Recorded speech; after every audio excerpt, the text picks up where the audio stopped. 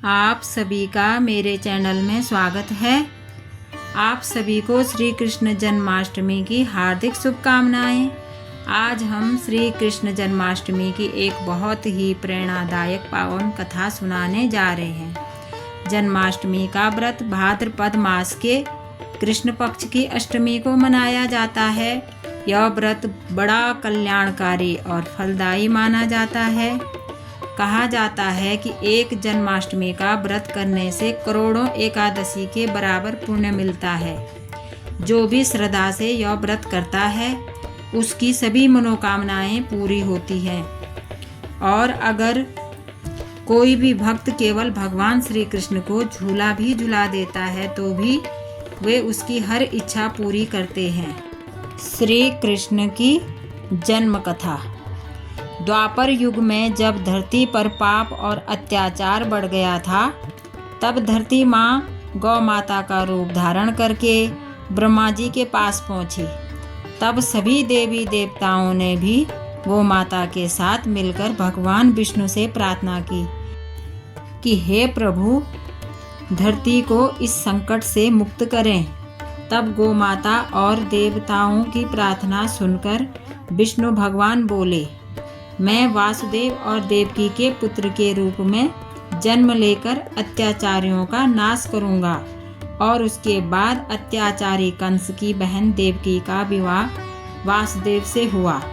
और कंस अपनी बहन देवकी से बहुत प्रेम करता था, इसलिए वो उसको छोड़ने रथ पर जा रहा था कि तभी आकाशवाणी हुई कि हे कंस, तू जिस बहन से इतना प्रेम करता है उसी का 8वां पुत्र तेरा काल बनकर आएगा। और अत्याचारी कंस यह भविष्यवाणी सुनकर डर गया कि देवकी का 8वां पुत्र उसकी मृत्यु का कारण बनेगा। उसने देवकी और वासुदेव को कारागार में बंद कर दिया और उनकी हर संतान को जन्म लेते ही मार डाला। और तब भाद्रपद की कृष्ण अष्टमी अर्धरात्रि के समय 8वें पुत्र के रूप में भगवान श्री कृष्ण का जन्म हुआ। जन्म लेते ही सभी बंधन खुल गए और पहरेदार सो गए और दरवाजे अपने आप ही खुल गए।